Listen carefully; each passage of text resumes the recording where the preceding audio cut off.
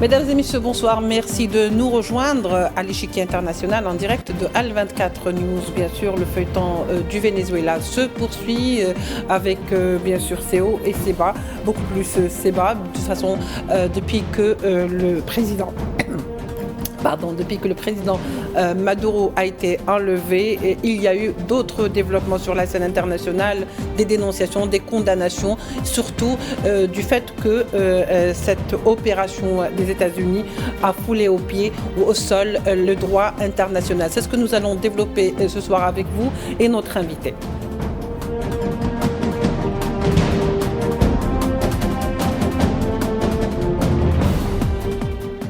Pour en parler avec nous aujourd'hui et ce soir, Saïd Bouamama, sociologue, qui nous rejoint depuis Paris. Saïd Bouamama, bonsoir, merci d'être avec nous.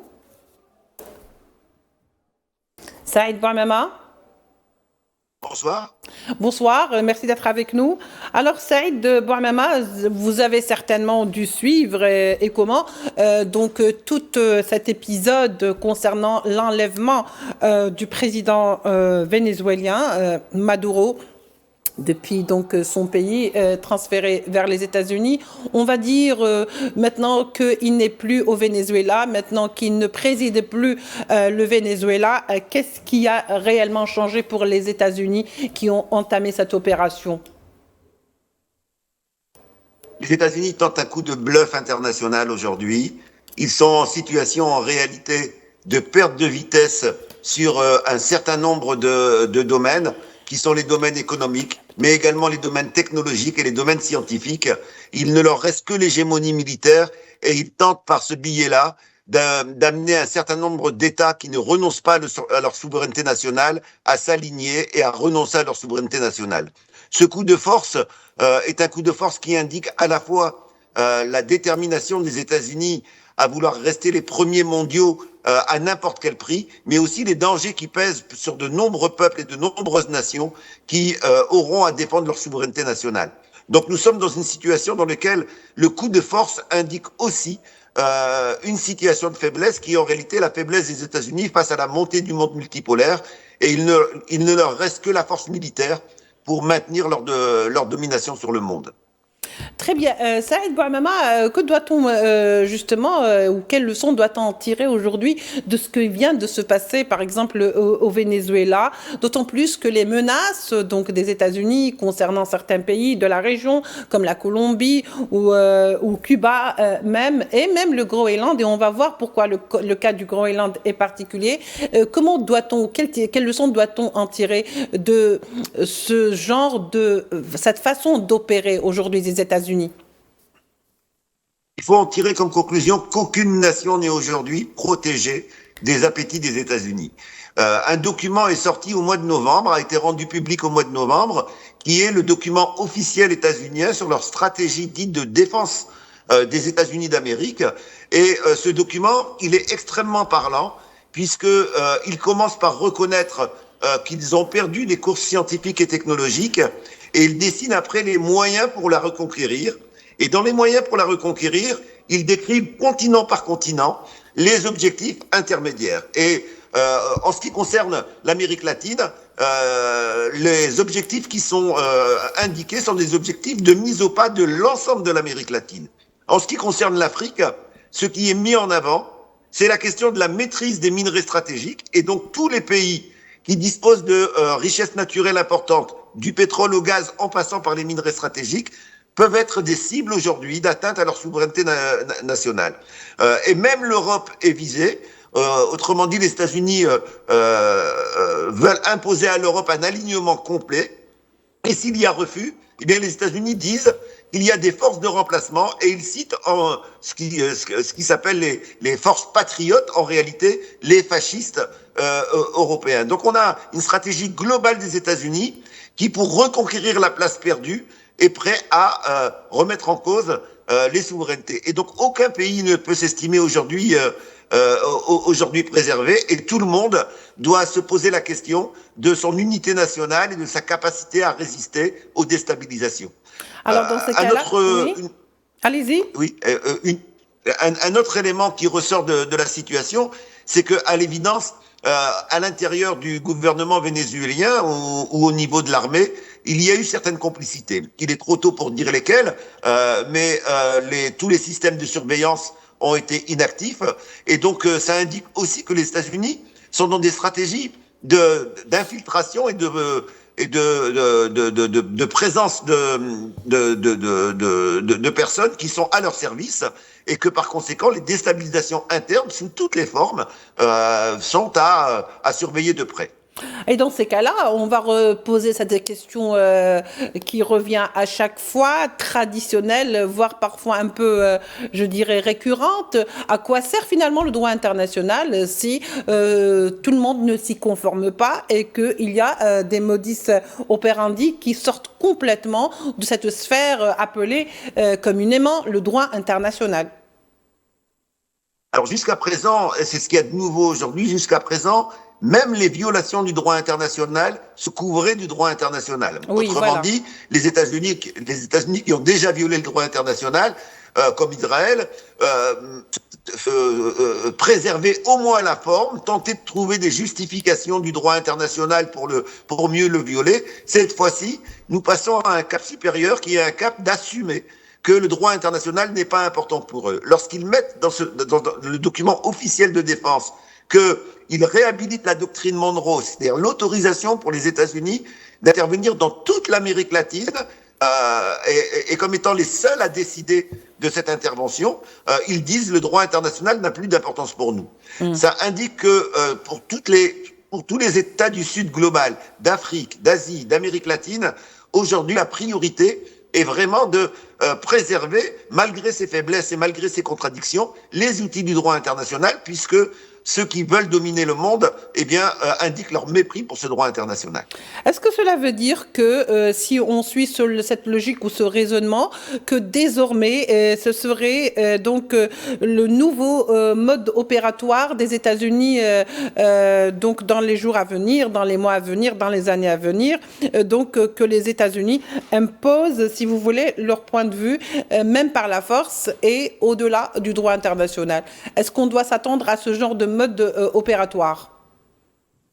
Alors, il est trop tôt pour le dire, oui. Tout simplement parce que ça dépendra du rapport de force. Ça dépendra de la réaction des pays d'Asie, d'Afrique et d'Amérique latine et de leur capacité à soutenir l'État vénézuélien. Ça dépendra de la résistance du peuple vénézuélien. Les États-Unis sont des acteurs rationnels, c'est-à-dire que je ne pense pas que c'est une folie de Donald Trump. C'est un choix rationnel, un choix qui vise à répondre à leur situation internationale et à leur perte de vitesse au niveau international, et donc ils tiendront compte du rapport de force. Le pire aujourd'hui serait une débandade et que des États, par peur, s'alignent sur les injonctions des États-Unis, alors que les États-Unis n'entendront en réalité que la capacité d'unité des peuples pour défendre leur souveraineté nationale. Donc il est trop tôt pour savoir si ça va devenir la règle ou si ça va être un épisode sans lendemain. Tout dépendra de la capacité du monde à défendre le droit international et à être derrière le peuple vénézuélien. C'est malheureusement ça la situation d'aujourd'hui. Alors, est-ce que le fait d'avoir enlevé Maduro, que Maduro n'est plus donc au Venezuela, est-ce que ça a réglé le problème? Est-ce que ça fait que les objectifs des États-Unis au Venezuela ont été atteints? Parce que Trump nous a habitués aussi à commencer quelque chose et à ne jamais la terminer. Finalement, est-ce qu'on peut dire que l'objectif est atteint et que c'était Maduro? Alors absolument pas, puisque d'abord au niveau des arguments mis en avant, tout le monde sait, puisque les organismes de l'ONU en charge de la lutte contre le narcotrafic indiquent eux-mêmes que le Venezuela est un des pays qui lutte le plus contre le narcotrafic. Donc on a un argument qui ne tient pas. Et deuxièmement, surtout, on n'a pas eu d'effondrement au Venezuela. Oui. On s'aperçoit que même l'hypothèse d'un assassinat, je pense que les Vénézuéliens pensaient à l'hypothèse d'un assassinat de Maduro et non pas d'un enlèvement, mais même cette hypothèse-là avait amené les Vénézuéliens à préparer un gouvernement sans Maduro. Et on voit bien que l'État vénézuélien tient, que les discours des dirigeants vénézuéliens restent de la même nature que celle de Maduro. Encore aujourd'hui, la présidente vénézuélienne vient de décider d'expulser les diplomates français, puisque Macron a soutenu Oui. la position de Trump. Et donc ça, c'est pas des positions qui indiquent un gouvernement en panique, mais des positions qui indiquent un gouvernement qui reste sur la même longueur d'onde. Et quant à la première dame aujourd'hui au Venezuela, elle met en avant l'idée qu'elle n'est qu'un relais provisoire et que le président reste Maduro. Donc on a un discours pour l'instant où on a un État qui tient malgré l'absence de Maduro. Donc finalement, Delcy Rodriguez avait même mis l'accent sur le fait qu'elle tenait donc le pays en attendant le retour de Maduro. Donc jusqu'à son dernier discours, ces mots ont été celles-là. Donc le retour de Maduro. Finalement, le Venezuela est toujours sur la même ligne politique que tracée donc par la République bolivarienne, Hugo Chavez par le passé et Maduro. Finalement, qu'est-ce qui a changé pour les États-Unis? Comment vont-ils... Voilà. Pour l'instant, rien. Et je pense qu'ils attendent de voir le nombre d'États qui, par peur, s'aligneront sur leur position. Et pour l'instant, on s'achemine plus vers un échec, puisqu'on a déjà plus d'une centaine, je crois, d'États qui ont condamné l'intervention. Donc on est sur une dynamique qui est plutôt positive pour les peuples et plutôt un échec pour Trump. D'autant plus que cela a avivé les contradictions au sein des États-Unis eux-mêmes, puisqu'on a un certain nombre même s'ils sont minoritaires, mais un certain nombre d'élus démocrates et républicains même, qui ont demandé la libération de Maduro, et on a eu des manifestations aux États-Unis pour la libération de Maduro. Donc il y a beaucoup de choses qui sont en train de se jouer. Le rapport de force est en train de s'évaluer. Je pense qu'on s'achemine vers un échec de Trump au Venezuela. Même les relations internationales sont en train de prendre quand même un virage assez surprenant, assez nouveau, celui donc que Trump tente d'avancer. Finalement, j'allais dire, Trump, le président du Venezuela, passe pour un narcotrafiquant. Il sera jugé comme tel, c'est-à-dire que on a un petit peu affaire à une sorte, pardonnez-moi l'expression, un vulgaire, je dirais, narcotrafiquant qui serait donc pas la personnalité en tous les cas de Maduro. Selon vous, pourquoi on n'a pas choisi d'autres chefs d'inculpation que cet aspect-là du narcotrafic? Les arguments habituels qui sont utilisés pour justifier les guerres de ces 2 dernières décennies sont des arguments soit en termes de venir défendre une minorité.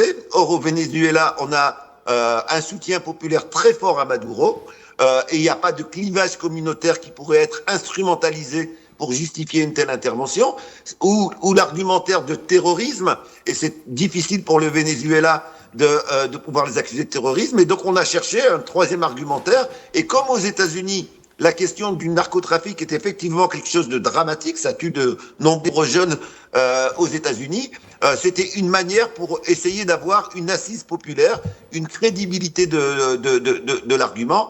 Mais même cela ne tient pas, puisque Donald Trump, en même temps, a amnistié un des principaux responsables du trafic dans la région, qui était en prison aux États-Unis, et il l'a libéré. Donc on voit bien qu'on est sur de l'argumentaire de justification et non pas sur des faits. Peut-être aussi l'argumentaire de justification pour sa propre population, c'est-à-dire aux États-Unis, qui, je rappelle, la moitié ou quelques Américains sont sortis. Ils étaient nombreux, ils n'étaient pas que quelques, pour justement dénoncer cet acte. Il y a aussi cet aspect du fait qu'aujourd'hui, étant donné que les autorités vénézuéliennes sont ce qu'elles sont, c'est-à-dire qu'elles sont toujours au pouvoir, que la vice-présidente parle également du retour de Maduro jusqu'à la dernière minute. Finalement, maintenant que sur le plan, je dirais politique, même économique, rien n'a réellement changé, à part le coup de théâtre très violent d'ailleurs de l'enlèvement, finalement n'aurait-il pas été plus approprié, plus raisonnable de négocier avec Maduro, qui la veille même disait qu'il était prêt justement à négocier avec Trump sur les modalités, par exemple, d'exploitation du pétrole sans avoir recours à la force?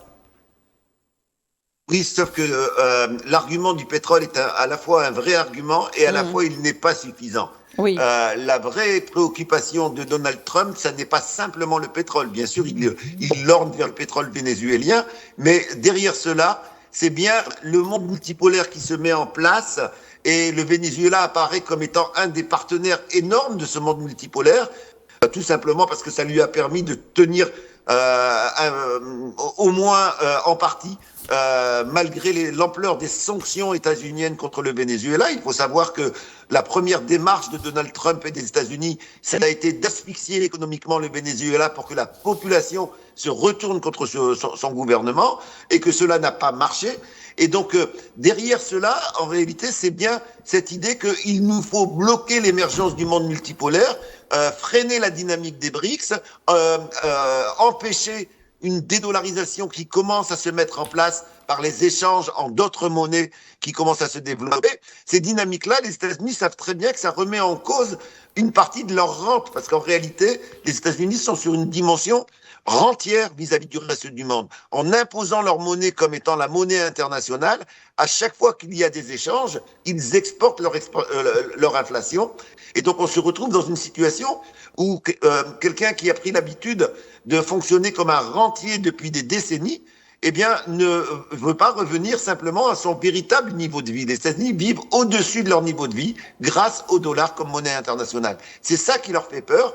Et donc, attaquer le Venezuela, c'était un message à l'ensemble des États pour leur dire « Restez sous la domination des États-Unis, ne regardez pas vers les BRICS, ne regardez pas vers des monnaies alternatives, vous êtes contraints de rester sous notre dépendance. » C'est ça le véritable enjeu, et c'est ça ce qui se joue aujourd'hui. Si le Venezuela réussit à tenir, si la solidarité se construit autour de lui, eh bien les États-Unis auront subi un revers extrêmement important. À l'inverse, s'ils arrivent à faire plier, ils attaqueront d'autres pays. En réalité, en défendant le Venezuela aujourd'hui, tous ceux qui sont attachés à l'indépendance nationale et à la souveraineté nationale défendent leur propre souveraineté. Oui, oui, très bien. Alors, il y a tellement de questions qui viennent, parce qu'on se pose aussi des questions sur les menaces, par exemple, de Trump concernant certains pays comme le Cuba, comme la Colombie ou encore le Groenland.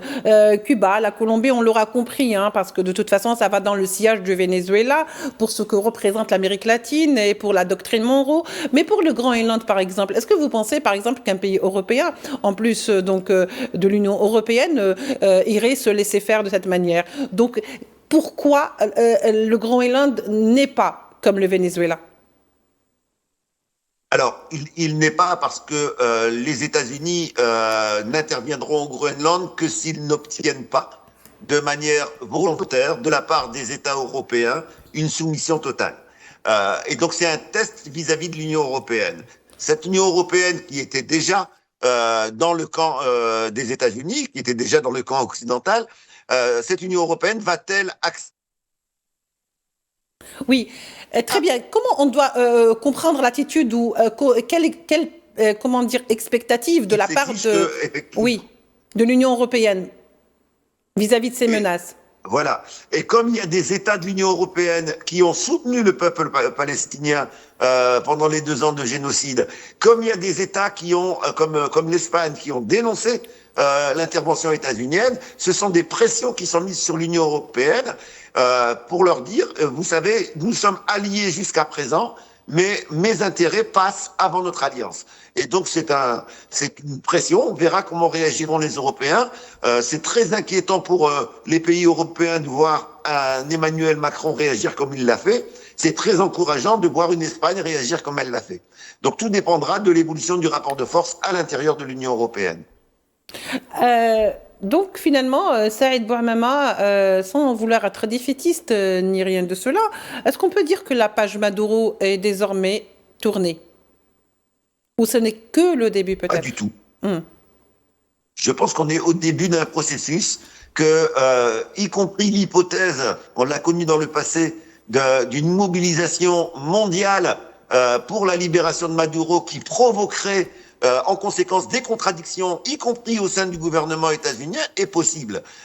Imaginons que demain, Maduro devienne un symbole à libérer et que ça se mobilise en termes d'État, à l'ONU et dans la rue aussi, aux 4 coins de la planète. Cela provoquera inévitablement des débats à l'intérieur des décideurs états-uniens, certains disant on va trop perdre à continuer sous cette voie-là, et l'hypothèse même d'une libération de Maduro est pas impossible. Les choses vont très vite, et donc on ne peut pas dire à l'heure d'aujourd'hui, il est trop tôt, l'ampleur des rapports de force, vers quelle direction ils iront, mais ça peut bouger très vite, et tout dépendra également de la capacité du peuple vénézuélien à rester uni. J'allais dire, finalement, je ne sais pas si on peut, finalement, quelque part, parce que bon, on est dans la géopolitique, on est également dans la géographie, tout court, mais on est également dans l'image, la façon dont le président a été capturé. On s'est rendu compte, par exemple, au début, que les images étaient très saines, qu'il était dans sa tenue, bon, les yeux bandés, mais pas tout à fait, parce que c'était des grosses lunettes quand même. Mais par la suite, on a vu quand même un président qui était quand même dans un état qui était un peu moins, dans un état plus lamentable, parce qu'on a vu quand même du sang sur ses vêtements. Est-ce que c'est aussi cette guerre ou ce narratif de l'image était très important aujourd'hui dans la capture de Maduro? Le message que l'on veut faire circuler à l'échelle internationale, c'est qu'il n'y a aucune protection contre les États-Unis. Le message, c'est que les États-Unis peuvent se permettre tout. Et l'idée est vraiment de faire peur à tous les États souverains, et de les amener effectivement, avant même qu'il y ait une intervention réelle, de céder sur leurs intérêts, de céder sur leurs choix politiques, de céder sur leurs alliances. Et donc c'est bien ce message-là qu'il y a derrière, et c'est pour cela qu'on va mettre en scène, y compris des dimensions d'humiliation de Maduro, des dimensions indiquant qu'on est prêt à tout, indiquant que les États-Unis, pour défendre leurs propres intérêts, n'ont pas de limite. Et donc il s'agit vraiment de l'épée de Damoclès qui est brandie sur l'ensemble des pays. La bonne nouvelle, ça a été quand même l'attitude de Maduro, qui a réaffirmé qu'il est resté président du Venezuela et qu'il se considérait comme un prisonnier de guerre et un prisonnier politique. Donc tant qu'il restera lui sur cette position-là, je pense que ça maintiendra un esprit de résistance. C'est un message, pensez-vous, au Sud global aussi? Absolument, absolument. Je pense que le Sud global comprend aujourd'hui que, en réalité, un vieux monde est en train de partir, que les aspirations à un monde plus juste, à un monde où les règles internationales seraient plus justes, où on éliminerait les États rentiers pour être dans des États égalitaires au niveau commercial, que ce monde-là est possible, qu'il est nécessaire, mais que certains n'ont pas intérêt à le voir venir et sont prêts à s'opposer à tout. Si le Sud global comprend cela, eh bien, il s'unira encore plus. Et pour conclure, Saïd Bouamama, juste donc pour conclure, quelles répercussions sur la Chine, mais brièvement? Pour l'instant, il n'y a pas de répercussions sur la Chine. La Chine a une stratégie de long terme qui est une stratégie d'investissement dans la dimension productive, d'investissement dans la dimension technologique. Par exemple, le dernier rapport économique sur le plan de développement chinois indique que sur les 10 secteurs stratégiques clés d'aujourd'hui, donc ça va de l'intelligence artificielle à l'aérospatiale, etc. Donc les 10 secteurs les plus avancés au niveau technologique, la Chine a dépassé les USA. C'est-à-dire qu'au même moment où les USA investissaient uniquement dans l'armement, la Chine investissait dans la science, dans la technologie, etc. Donc la Chine a intérêt à la paix, elle a intérêt à ne pas répondre aux provocations, elle a intérêt à continuer à tisser des relations économiques les plus larges possibles avec le maximum d'États. C'est sa stratégie en disant de cette manière-là, eh bien, c'est la concurrence loyale qui va l'emporter. Et donc, c'est pour l'instant, il n'y a pas de conséquences, mais ayant en tête aussi que dans ce fameux document sur la sécurité des États-Unis, la dimension Asie est une dimension dans laquelle on annonce un encerclement plus fort de la Chine et on annonce des répressions contre tous les États qui maintiendraient des liens économiques avec la Chine. Donc on est sur une accélération des contradictions.